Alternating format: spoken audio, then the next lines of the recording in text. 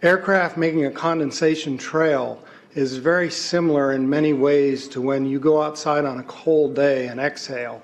You create a condensation trail. That little cloud is a condensation trail. Now, if you take a 2-mile walk on a cold day and you can turn around and you can see your condensation trail tracking all the way back for 2 miles.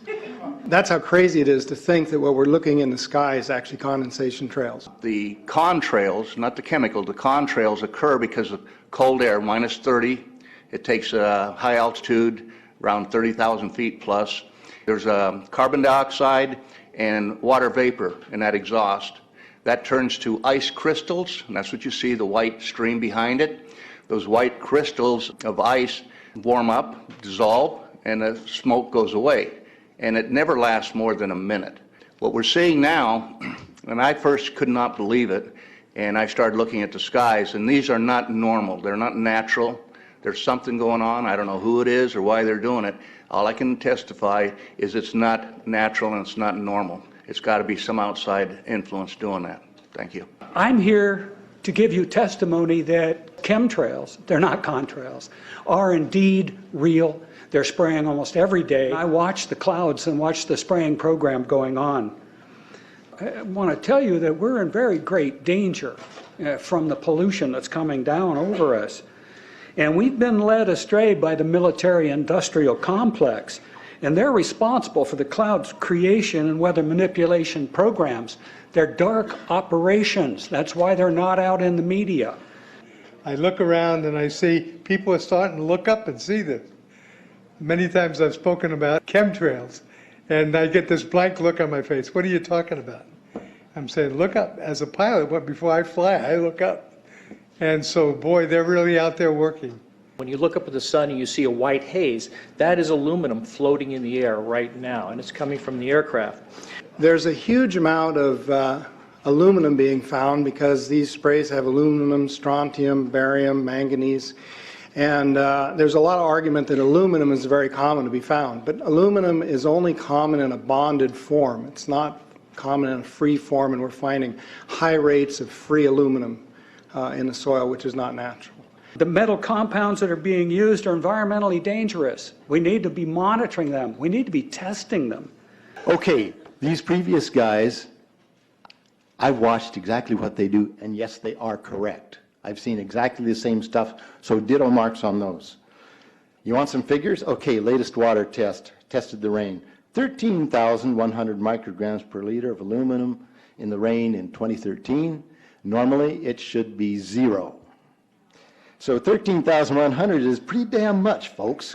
It used to be 0, then it was 100s in the 2000s, and then since 2010, it's into the 1,000s and the latest 13,100. In the snow on Mount Shasta, pristine Mount Shasta, 61,000 micrograms per liter, 4 times the amount that is found in the soil up there. Where in the hell is this stuff coming from if it's not coming from the soil? We have clouds in the sky we've never seen before. Almost every day I'm seeing clouds I've never seen before. And NASA has been even named a few of these new clouds. It's really interesting, but NASA is a corporation. I want you to know that. NASA has also conducted a research program in what they call metallized fuels. We're actually putting aluminum oxide right in the fuel because it has 2 atoms of aluminum and 3 atoms of oxygen. So during the combustion process, it releases all that oxygen and dramatically increases efficiency, but it leaves the aluminum in the air. We got things coming from sky down, and it's a huge, huge problem. Because as it comes down, what happens is a couple of things. Is that it actually is in our air, we breathe it. And as we breathe it, it's actually going to go up to our nostrils, into our brain, easiest access to our brain frontal lobe. The contaminants that have been identified, which already been mentioned, are aluminum. Aluminum is the #1 free radical generator to the brain to cause early apoptosis, which is early death of brain, and it begins to set off the scar tissue, which we call the amygdalin, which is part of the chemical matrix related to Alzheimer's. I'm a neurologist practicing in Reading for 17 years, and in the past 5 years, I have seen the number of patients with Alzheimer's disease, Parkinson's, and other neurodegenerative diseases tremendously increased, almost quadruple. I became interested in chemtrails about 8 years ago when I was in Hawaii, and the Hawaiians are really being very vocal about it. I concur about the increasing number of Alzheimer's. They have been able to take the aluminum and micronize it, which means it'll stay up longer. But it also means, and I don't know if any of you have noticed a metallic taste in your mouth when they're spraying, but you inhale that, it goes up through your cribriform plate and through your sinuses and into the brain. As you heard, to spray nanoparticles, very small particles. These nanoparticles, they basically trigger a programmed cell death in the brain, and that is the ultimate path we see in Alzheimer's. That's problem number one, because when we look at the Alzheimer issue, we say those are the old. The real problem is, and the real scare I have, is as I am a father of 2, I am a grandfather of 3. So the drama is our children. ADD started in the 70s. Autism was not on the radar. There was no documents, there was no information. It was 1 in 100,000 children. Today, what we have is 1 in 48 boys. I was part of the early group that was looking for aluminum in ADD and ADHD. And all of those children that started to develop those phenomena had high levels of aluminum. When we figured out protocols to detox them out, to free the body of those particular contaminants, what happened is that their brains came back. When we do this to the age, it doesn't come back as quick, but it will come back. But I'm seeing Alzheimer's in 56 years old. Back in the 70s, Alzheimer's when you were 80. If you remember 8 to 10 years ago, there was this big move to get rid of aluminum from underarm deodorant because it would cause Alzheimer's. Look what they're doing to us now. I want to give you a little bit of history on the background behind nanoparticles has been described before. A nanometer is 1/billionth of a meter. It's very small. In fact, if you have particles, say, that are 40 or 50 nanometers across, you can take and line 50 of them up next to a single red blood cell. These things are extremely tiny. They're pervasive. The collapse and decrease of agriculture is something I worry about even more than the previous info about autism and Alzheimer's. Believe me, I'm seriously concerned with what I'm watching. As a wildlife biologist, I've been watching the ecosystem collapse. When you lose all your stream organisms, when you have aluminum overload in your streams. There they are. It's a field, isn't it? Yeah.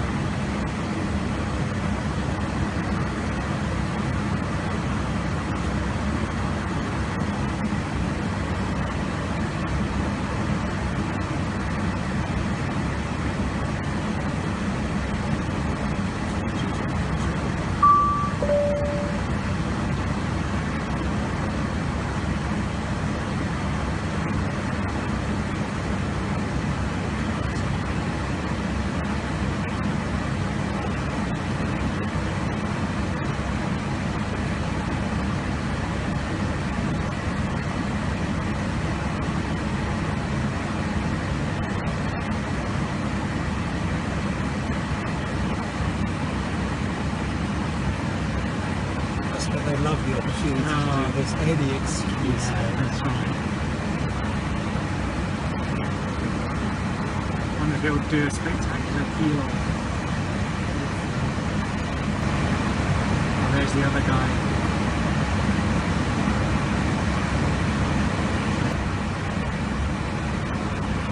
His mate's just coming up to him.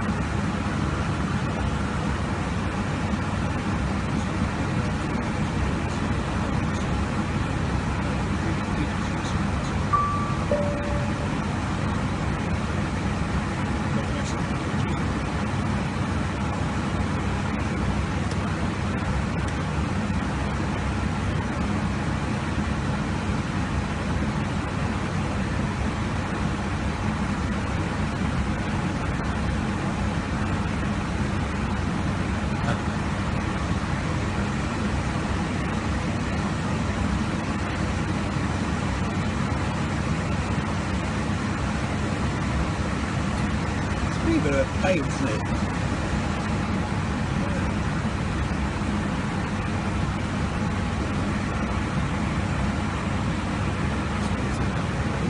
Yeah.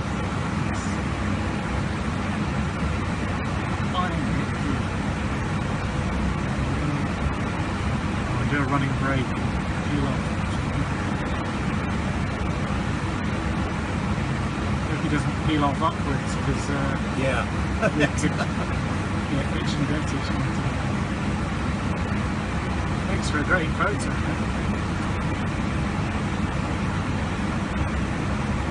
Check this out.